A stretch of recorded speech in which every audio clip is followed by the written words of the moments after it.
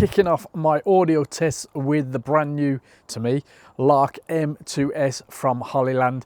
Now, I purchased this for a video production team I'm working with at the moment, so we can't show any of that footage, but I'm kind of considering buying one for myself. I've had a tiny bit of time to set it up so I can get my first tests on the go. So A7 3 set to 2, receiver set to 2 of 3, processing as I do with all my intros when I'm testing lenses, so limiter and noise reduction. This does have its own noise cancellation. Of course, it's got dead cats too, but we're just testing it as it is. I love how discreet the thing is. There are a few things that the Rode Wireless Go system offers me that this doesn't, but I'm really tempted by the absolute ease of this system.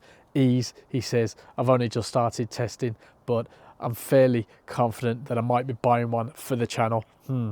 How does this sound? Let us know. We're going to look at the thing up close, and then once I've finished the project that I'm on, I'm going to come back and put a few samples together and some thoughts, more importantly. So yeah, let's, as we do, just crack on.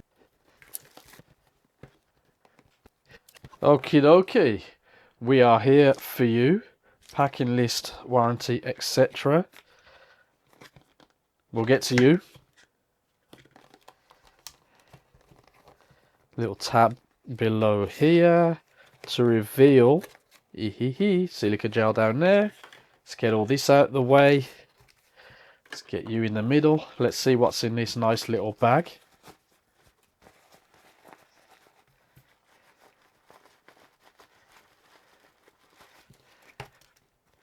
Right, so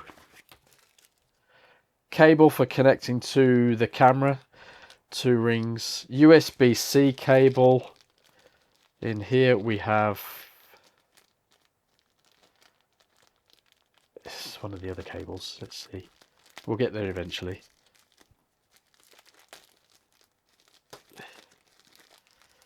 We have the USB-C, a lightning cable, lightning adapter, cool, 2 dead cats, and yeah, we've spoken about you already. Nice little baggie. Let's pop that back in just for a moment. Interestingly, the baggie has 2 sides to it. Nice little touch.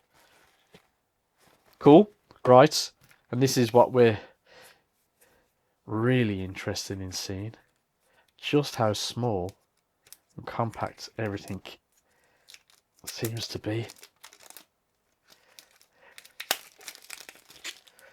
Right, USB-C charging on the back, Hollyland logo, bit of a ridge there, little bit of a rubber feeling there, I guess, to stop it moving around, and everything is just tidy inside. Got a bit of plastic in there, which I think doesn't matter.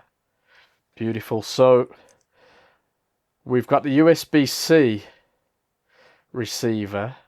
I'm going to try that, I think, with my Osmo Pocket 3. I've got a feeling it will do the job. And we have a little dial on this receiver, a couple of little lights that'll be in there.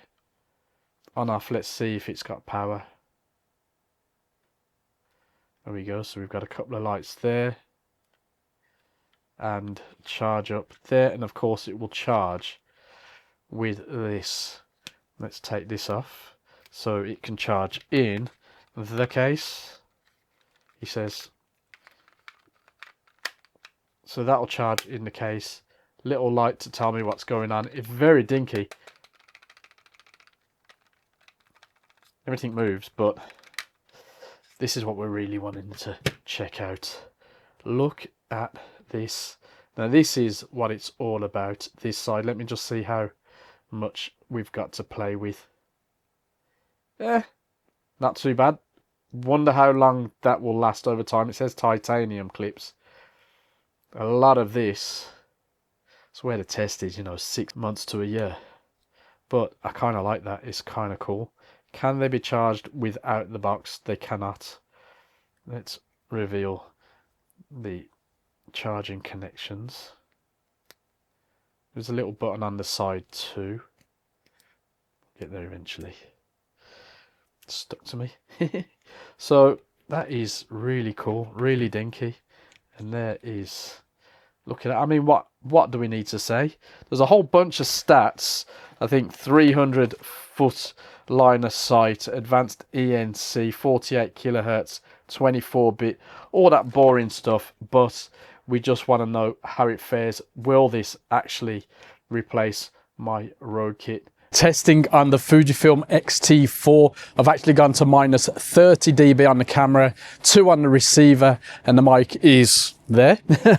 Right, I'm actually setting up for some interviews, so it's going to be the first time I'm using it for interviews. There's a annoying HVAC system back there, there's the road there, and just random noise, so we'll see how we can work with it. I hope it's good because I've got to use this properly in a few minutes. That's my test done. Let's get on with this. This is a test of the setup. I think we're on blue. We're on blue, and we're going to hit a bit of limiter and noise cancellation in post, but that is basically it. So they'll be looking that way. Yeah. I've used the kit on over 20 interviews now, as well as on the latest videos for the channel, the ones that will come out after this one. So how do we feel? Well, the mic clips on very easily. Effectively, it doesn't move around. That made my work a lot more productive than swapping out a lav mic in between candidates. Surprisingly then, I didn't miss the lav mic at all. Now, as the unit is so small, it's very easy to misplace that mic and will probably get lost on a busy day, but so far so good. That's an obvious compromise for something so small and discreet. Now, the receiver would benefit from a clip, as in some hot shoe mounts, it just slides around a bit. It's not the most secure unit, but again, I haven't had any fatal problems. I managed to survive without a charge for a good few hours and was able to top up the receiver enough in around 5 minutes to get my final interview done on the one time when it did start to fail. I'm not sure about the stated 9 hours, but all in all, I didn't get any real issues. I wish the TRS cable could fit in a case, but in that case it is very nice and small, bit rattly. I wouldn't want to lose too much of that compactness to cater for the cable, but I probably would sacrifice a little bit of size if I could take the cable then. For my needs, it would be a true all-in-one setup. If you need the wind muffs or anything else, that's different, but for my needs, yeah, very happy. Osmo Pocket 3 test then in a rather awkward room for filming in. Not the usual room you'd film in, frankly, but I wanted to put it to a bit of a test with the old reverb and that. I could pull this a bit closer where I've put something to dampen the sound out. Don't worry too much about the actual visual quality. Now, clearly my Osmo Pocket 3 came with a rather cool DJI mic, but I tend to use the lav port because this thing, as with many of these things, is full of visible logos, which, as I will have repeated several times, this is not. This is the most discreet one I've used. It's even more discreet than my lav mic that I'm discovering. Now, I did do a take before of this, and it was in stereo -3 gain, and I played it back, and I think it was actually just in mono. It didn't sound as full initially as my stuff from the T4 and the T3, but that is clearly understandable.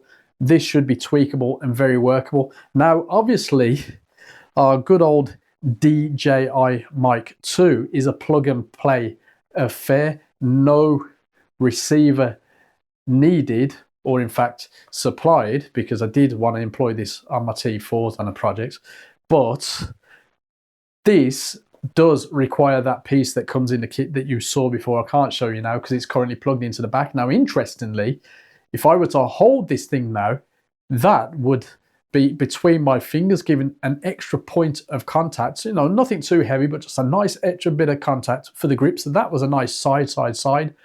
bonus. In fact, this whole thing is quite a pleasant surprise for me and a nice side bonus, because I didn't realize it could do it. I knew it could do smartphone, but I didn't bother looking into that because I was only concerned with working with mirrorless cameras for the stuff we've been doing. And in fact, I've used this now on about 27, 31,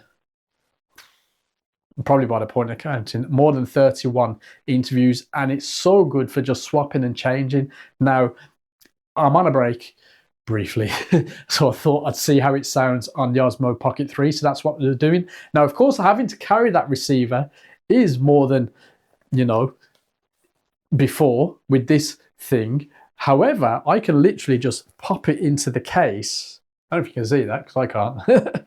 It just takes up no space in the case that I'd be carrying anyway for the most part with my Osmo Pocket 3. Not a big deal. And the receiver charges via the Osmo Pocket 3. It's gone down 1% or 2 since. I'm not sure what the draw is like over time. If you've used it a lot, let us know if it's noticeable.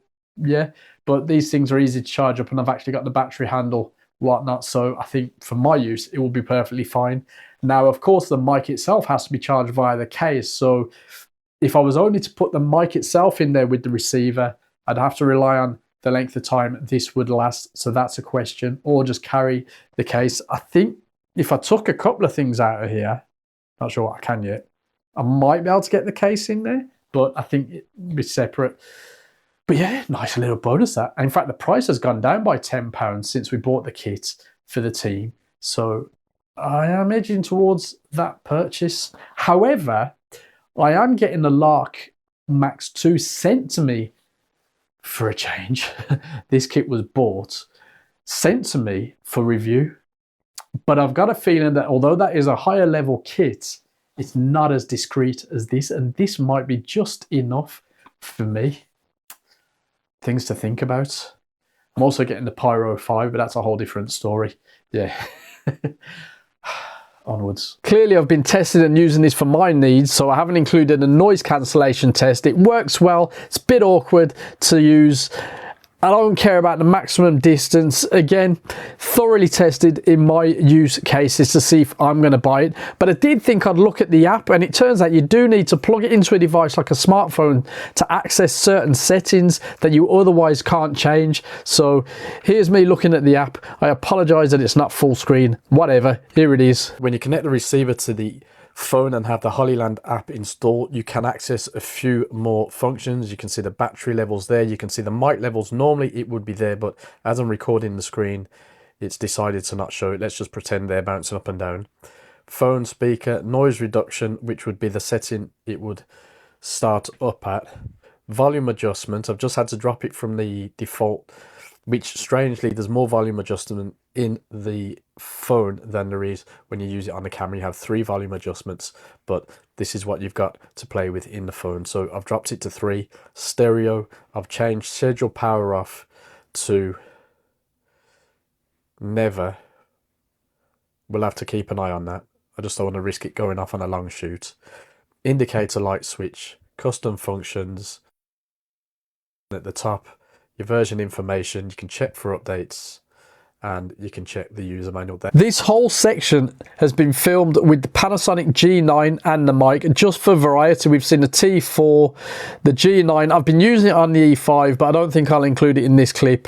Pocket 3 too, and I think there's a bit of sound from the smartphone in that app test, in fairness. So yeah, how do we feel about the audio quality?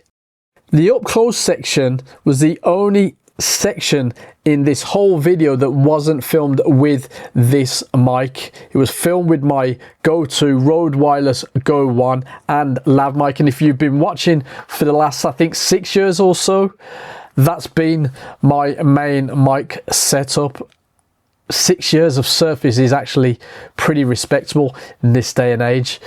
So yeah, am I going to replace it? Well, the Hollyland Lark M2S isn't as flexible or as feature-packed as the more expensive kits out there, but it's proved to be super easy to use, the most discreet option that isn't hidden behind the shirt, and at around £88–98, I do think I'm going to be buying my own As I mentioned before, I'm getting the Lark Max 2, which clearly has a lot more to offer, but I've got a feeling I might just be using this simple kit for my videos, maybe that kit for the bigger team productions.